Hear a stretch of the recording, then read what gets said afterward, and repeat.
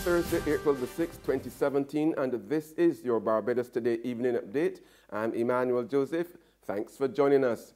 Topping the news at this hour, a government accident claims investigator has been arrested and charged in connection with receiving thousands of dollars in payment for taxi permits. 62-year-old Michael Alexander of Dalkeith Village, St. Michael, appeared in court recently.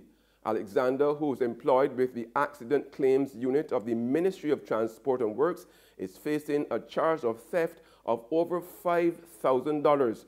Alexander is now out on bail in the same sum of money and will reappear in court on June the 19th. Police say that the government accident claims investigator is accused of receiving the money with the promise of being able to provide a number of taxi permits. The Connie McDowell-led executive of the National Union of Public Workers will not be challenging last night's internal elections after all. After winning the presidency in a landslide against opponent Roy Greenidge, McDowell had indicated his team wanted a recount after third vice presidential candidate Jane Albert Hall lost to Charles Bostic by a mere 2 votes. Albert Hall was one of the candidates who ran on the McDowell team. Last night, General Secretary Rosalind Smith had given any challenges to the results until the end of today to lodge their concerns in writing. Today, re-elected General Treasurer Asokori Beckles said the newly elected executive wanted to see the NUPW united and would instead await the findings of a promised investigation by General Secretary Smith into a number of alleged discrepancies during the poll. Chairperson of the Barbados Hotel and the Tourism Association, Roseanne Myers, has dismissed claims that officials in the sector are hoarding foreign exchange as the island struggles with low international reserves. In fact, Myers said the sector was fighting to keep revenue in line with the increased visitor arrivals, one of the challenges that has since been made worse by the UK's decision to exit the European Union, also known as Brexit. Myers explained that since the Brexit vote in June last year, which led to a weaker pound, the uncertainties and some challenges stemming from local occurrences have been exacerbated. However, Myers said it has not reached panic levels, and so there was no doom and gloom for the Barbadian tourism sector. We must remain positive and we must remain focused. So when I hear sometimes some very worrying comments about, for example, the tourism sector hoarding money, we have to just recognize that when people get a little bit afraid, they start to point fingers and try to find, these silver bullet solutions. Nobody's hoarding money. We just came through the very dark and deep recession from 2008. We paid every salary we had to pay. We had our expenses to pay in the sector. We've now come into a situation where you have seen better numbers, but your revenues are now starting to come under pressure. We've seen that there's a shift in terms of the business. The high end is not necessarily going to save us. We have a widening base, and we have to capture as much revenue as we can from every source, and everybody has to play their part. Addressing Day 2 of the Beyond the Border, a practical approach to economic sustainability trade forum at the Radisson Aquatica Resort, Myers said there were several important lessons to be learnt from Brexit. And if Brexit were to go away tomorrow, and we were to look at what were the challenges that were facing the industry and the Barbados economy, the truth is, Brexit only made the problems that we had and continue to have worse. Brexit came and caught us with our pants down. We knew in the tourism sector we had a problem with our costs. We knew that in order to be competitive, we needed to deal with the fact that tourism is the biggest export to the United Kingdom, and it doesn't appear on your list, but tourism is an export. Everything that you are doing here, basically, to attract guests out of the UK, and I'm speaking UK specifically, is happening in a global environment where you're competing, not today only with Mauritius and Maldives. You've always been competing in an environment that was global.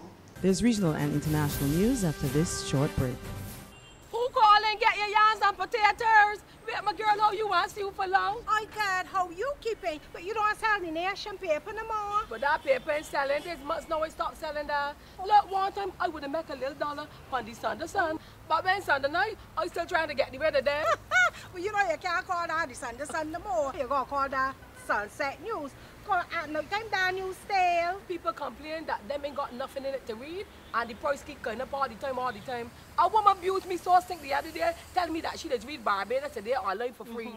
I can't take that abusing soul, so I switched to my potatoes and yams. Well, let me tell you, at pork selling, you got to raise pigs. How much for the yams? Oh, 75 cents a pound. But that's cheaper than that stale news. Give me... How much you want? a pound. Only a pound? Anyhow, these eating real good. Let me wrap them up for you. Come. The Barbados Today, news you can trust.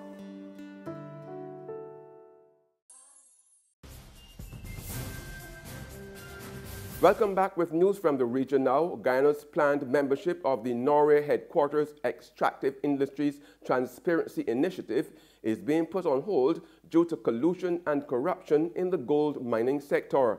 The EITI is the global anti-corruption agency that serves as a watchdog over the natural resources sector in several countries. Collusion, rampant racketeering, as well as cartel-like associations are reportedly on the increase in the gold and diamond industry in Guyana, and this has come to the realization of authorities. Public Security Minister Kemra Dramdratan, speaking with Nightly News exclusively, conceded to what Nightly News had been reporting for a while, that such collusion may be more than what meets the eye. Because I believe that in all these institutions, and that is the big fight of this administration, we want to end corruption.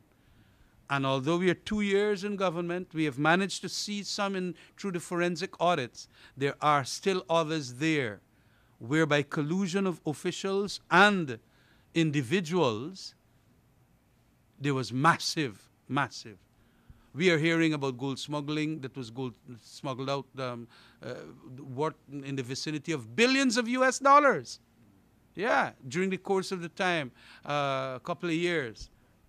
And that is what we're trying to stop. And the State Department only last year indicated that we want all the information. And on the international scene, U.S. President Donald Trump said today that something should happen with President Bashar al-Assad after a deadly poison gas attack in Syria, as the Pentagon and the White House launched detailed discussions on military options. U.S. government signaling in its strongest language yet that it could take direct action in Syria in response to a poison gas attack. U.S. Secretary of State Rex Tillerson on Thursday leveling blame on Syrian President Bashar al-Assad and hinting at possible intervention. We are considering an appropriate response for this chemical weapons attack. It's a serious matter. It requires a serious response. The attack, reported on Tuesday, condemned a day later by President Donald Trump, who is now said to be considering his options. Reuters national security editor David Rode. I was told on Wednesday by one member of Congress that President Trump reached out to them. He said he was considering actually taking military action in Syria in response to this chemical weapons attack. And he said Trump said he was going to talk to Defense Secretary Mattis about possible options. There's been no decision yet. One phone call doesn't mean anything, but the president is at least conveying that message.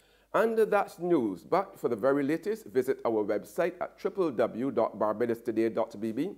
Also subscribe to our e-paper, email updates, and like us on Facebook. We are also on Izumi Media in bus terminals, or screenplay at supermarkets and gas stations near you, as well as Channel 99 on Flow TV and Mix 96.9 FM.